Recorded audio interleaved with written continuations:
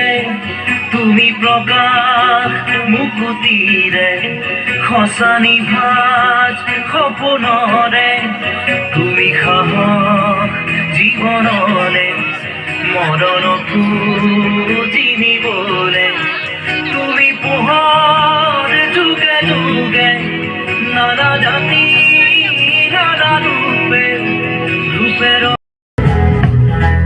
তোক বৰ ভাল পাওঁ দেহি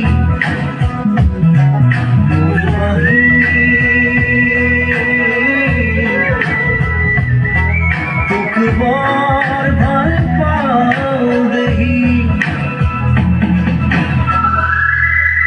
ৰবাহি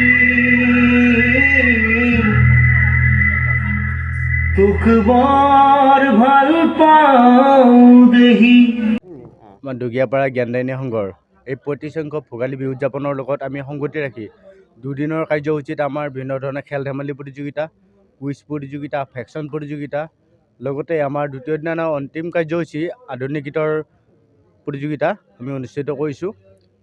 অসমৰ বিভিন্ন ঠাইৰ পৰা প্ৰতিযোগীসকল আহিছে। ইতিমধ্যে আমাৰ ৩০গৰাকীৰ ওপৰত প্ৰতিযোগীয়ে অংশগ্ৰহণ কৰি এই অনুষ্ঠানটো সাফল্যমণ্ডিত কৰিছে। তাৰ বাবে আমি গোটেই দুগীয়াপাৰা গাঁও ৰাইজ জিলা অসমবাসীক আমি ধন্যবাদ আৰু কৃতজ্ঞতা জ্ঞাপন কৰিছোঁ। আমি আশা ৰাখিছোঁ আগন্তুক দিনত আৰু অনুষ্ঠান ভাল হ'ব, ৰাইজৰ সহযোগিতা পাম। আপোনাৰ দ্বিতীয় দিনত ভেকশ্যন আছিলে, তাৰপিছত কুইজ প্ৰতিযোগিতা আছিলে, কুইজৰ পিছত আমাৰ কবিতা আবৃত্তি প্ৰতিযোগিতা আছিলে, তাৰপিছত আমাৰ সন্ধিয়া ৫ বজাৰ পৰা আধুনিক নৃত্য প্ৰতিযোগিতা হৈছিলে অসমীয়া গীতৰ আধাৰত। হয়, চাওক, জুবিন গাৰ্গ আমাৰ প্ৰাণৰ শিল্পী আছিলে, অসমৰ এজন সম্পদ আছিলে, গোটেই ভাৰতবৰ্ষৰ সম্পদ আছিলে। আমি তেখেতৰ আদৰ্শৰ জৰিয়তে আমি তেখেতৰ গীতক আমি প্ৰচাৰ কৰিব লাগে, বিশ্ব দৰবাৰত প্ৰচাৰ কৰিব লাগে।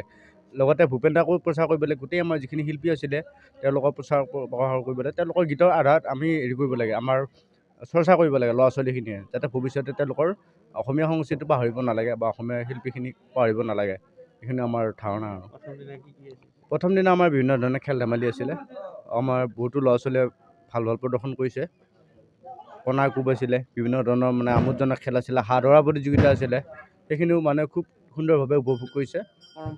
পৰম্পৰাগত যিখিনি খেল আছিলে আমাৰ, আৰু সময়ৰ অসুবিধাৰ কাৰণে আমি যথেষ্ট খেল পাতিব পৰা নাই।